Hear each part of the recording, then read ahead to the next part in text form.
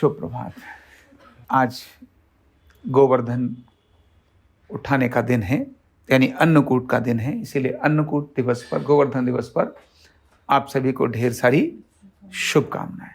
दीपावली के जो 5 महत्वपूर्ण दिन हैं, आज उसमें चौथा महत्वपूर्ण दिन है। और क्योंकि आज का दिन प्रकृति को समर्पित है, प्रकृति को समर्पित है, उसी प्रकार की हमारे मन में श्रद्धा बने, उसी प्रकार की हमारे मन में भावना बने और उसी प्रकार का हमारी परंपरा बने, ऐसे हमारे ऋषियों ने बहुत अद्भुत चीज आज के दिन डाली और हमको कहा कि आज गोवर्धन की पूजा करनी है। गोवर्धन का मतलब है कि घर में कोई भी गाय के गोबर से एक कोई प्रतीक बनाए। अब उसको देखें तो वो पुरुष नहीं लगता, कुछ भी नहीं लगता, लेकिन तो भी जैसा एक स्वरूप बनाते हैं, एक प्रक्रिया डाली है।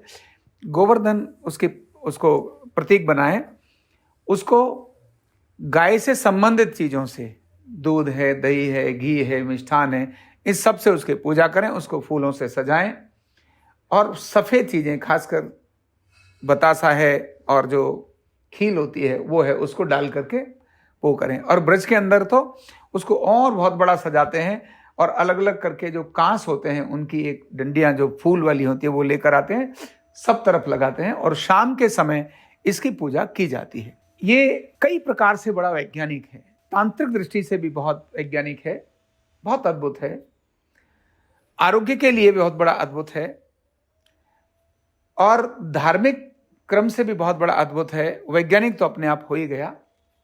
भगवान कृष्ण से जुड़ा हुआ इसका सीधा संदेश आता है कि जब भगवान कृष्ण गोवर्धन की पूजा करने के लिए गए थे और उन्होंने देखा, क्यों करने गए थे, क्योंकि भगवान कृष्ण को गोपाल के नाम से जानते हैं। गायों को चराना, गायों का पालन करना, ये उनके नाम से जुड़ा है।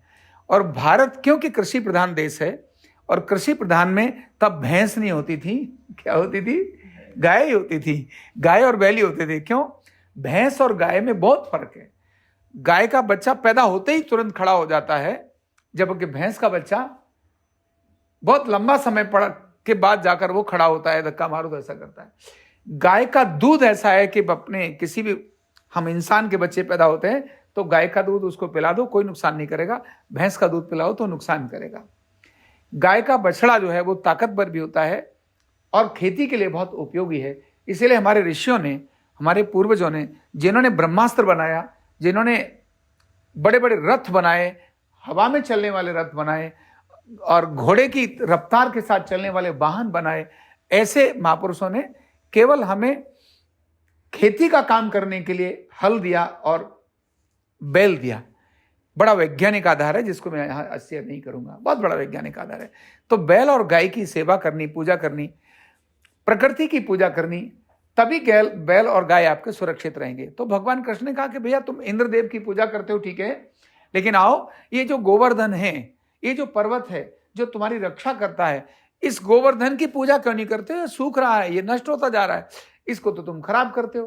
तो इस प्रकार से गोवर्धन की पूजा करने का भगवान कृष्ण ने आज की प्रक्रिया डाली। और हमको पता ही है कि इंद्रदेव उससे नाराज हो गए। ऐसे तो सब देवता आपस में जानते थे, लेकिन हमारे ऋषियों ने हमें कहानियां बताई हैं कि इंद्रदेव नाराज हो गए। उन्होंने बहुत बड़ी वर्षा की और जब वर्षा की तो भगवान कृष्ण ने अपने उन सब ग्वाल बालों को बचाने के लिए सबको कहा, आओ पहाड़ उठाते हैं, गोवर्धन पर्वत उठाते हैं। और इस तरह से गोवर्धन पर्वत उठा लिया और सब लोगों ने अपनी उंगली उसमें लगा दी। आज का दिन हमें ये टास्क हमें ये बताता है कि कितना भी बड़ा काम क्यों ना हो, अगर सब लोग मिलकर करेंगे तो पहाड़ जैसे काम को भी सरलता से उठाया जा सकता है, किया जा सकता है। जो बहुत बड़ा काम दिखने वाला है, कहते 7-5 की लाकड़ी, एक जने का बोझ, एक व्यक्ति पर बोझ होता है। अगर वो 5-7 लोग जा रहे हैं और 2-2 लाकड़ी करके उठा के ले जाएं तो वो हल्का हो जाता है। तो एक उत्सव ने हमारे को कितना बड़ा मैसेज दे दिया कि सामूहिकता से काम करने में हमेशा सफलता मिलती है। आप एक अकेले तो कभी भी कर लोगे, एक अकेला अहंकार पैदा करता है। जब समूह में चलते हैं, इकट्ठे मिलकर काम करते हैं तो आपस में आनंद भी मिलता है, खुशी भी मिलती है। तो एक संस्कार ये दिया, यानी पहला प्रकृति का संरक्षण करना है। दूसरा, हम कृषि प्रधान देश के लोग हैं, हमें अपनी गायों की बात करनी है, गाय के अंदर देवता रहते हैं, इस पर बात करनी है। फिर आज ही उन्होंने डाला कि इन दिनों में जो सब्जियां होती हैं, साग सब्जियां, उन्होंने कहा कि आरोग्य के लिए बहुत जरूरी है अन्नकूट करो, भगवान की पूजा कैसे करो। तो उन्होंने कहा कि पिछले दिनों में दिवाली के 2-3 दिनों के अंदर आपने आने वाले जाने वालों के कारण से खूब पकवान खाए हैं, खूब मिष्ठान खाए हैं, आपका डाइजेशन थोड़ा डिस्टर्ब हो गया। इस डाइजेशन को ठीक करने के लिए उन्होंने एक यूनिक तरीका हमारे सामने डाल दिया। उन्होंने कहा कि जितनी सब्जियां हैं, इसके अंदर बैगन भी है, शिमला मिर्च भी है, आलू भी है, लौकी भी है, टमाटर भी है, पालक भी है, मेथी भी है, सारी हरी सब्जियां मिक्स करो और उनको बनाओ और अन्नकूट का प्रसाद आज के दिन बांटो। यह अन्नकूट का प्रसाद हम सबके पाचन का बहुत बड़ा कारण बनता है, इसलिए अन्नकूट वाले दिन हमें यह जरूर खाना चाहिए। और जो प्रक्रिया उस समय बनाई है वो हमारे लिए बहुत उपयोगी है। अब आती है बात पूजन की। पूजन की, ये पूजन करने से यहां 2 चीजें हमारे साथ जुड़ती हैं। आज का दिन किसी ग्रह से संबंधित है, ध्यान करना। अभी तक हम कृष्ण पक्ष के दिन मना रहे थे, अब शुक्ल पक्ष का दिन शुरू हो गया। शुक्ल पक्ष अब शुरू हो गया। ये शुक्ल पक्ष के दिन, ये जो पहला दिन है, इस दिन जब हम शाम को भगवान कृष्ण की पूजा करते हैं और आराधना करते हैं तो विशेष प्रकार की शक्तियां हमारे अंदर आती हैं। अनायास ही हमारे अंदर वो चीजें, सद्गुण, हमारी सात्विक चीजें हमारे यहाँ जागृत हो जाती हैं जब शाम को गोवर्धन की पूजा करते हैं। तंत्र की दृष्टि से जब वो पूजा करते हैं, जो विधि विधान है उस प्रकार से पूजा करते हैं, तो तंत्र ऑटोमेटिकली देवताओं को प्रसन्न करने का कारण करता है, बनता है। आपने बहुत सारे चित्र पड़े देखे होंगे। देवी का चित्र देखने के लिए जाओ, वैष्णो देवी जाओ, तो वहां आपको वैष्णो देवी का पिंडी स्वरूप मिलेगा। आप सभी देवियों के दर्शन करने के लिए जाओ हिमाचल में, कोई भी साक्षात ऐसे स्वरूप में नहीं मिलेगी जैसा कोई इंसान होता है। कहीं किसी का अग्नि है, कहीं किसी का नथ है, तो कहीं किसी का एक ब्रेस्ट है, तो कहीं किसी का कोई एक पर्टिकुलर चीज है। यानी अलग अलग चीजें वहां पर सब मिलेंगी, एक स्वरूप कहीं मिलेगा नहीं। ये हमारे जो ग्रंथ हैं, उन ग्रंथों के अंदर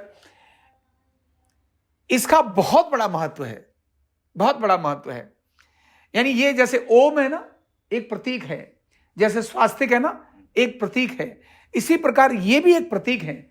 जब मैं केदारनाथ गया और मैंने वहां जब देखा, उनके दर्शन किए, श्रृंगार किया बिल्कुल वैसा ही जैसे कोई व्यक्ति, श्रृंगार होने के बाद लगता है कि कोई स्वरूप है, चित्र नजर आता है, उसके अंदर प्रतिमा नजर आती है।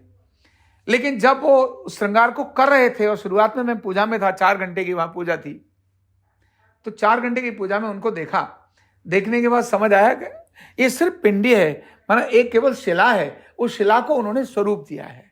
मुकुट भी लगाया है, हार भी लगाया है, और बाकी कुंडल भी पहनाए हैं, तिलक भी लगाया है, आंखें भी लगाई हैं, सब उसको लगाया है। ये भारत की दिव्यता का प्रतीक है।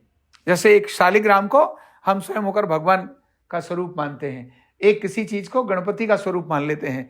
ये भारत में तंत्र का बहुत अद्भुत प्राकट्य हुआ है, जिसके कारण भारत भारत है, ऋषियों ने किया है।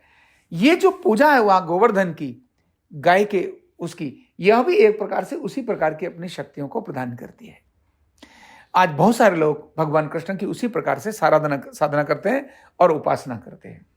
तो ऐसी अनेक सारी चीजों को समाहित किए हुए हमारे शरीर और मन को, हर्ष और उल्लास को, भगवान कृष्ण के गाने को, है ना, इतना जबरदस्त जो ये त्योहार है, हमारे हर प्रकार से आनंद का, समृद्धि का और आरोग्य का कारण बनता है।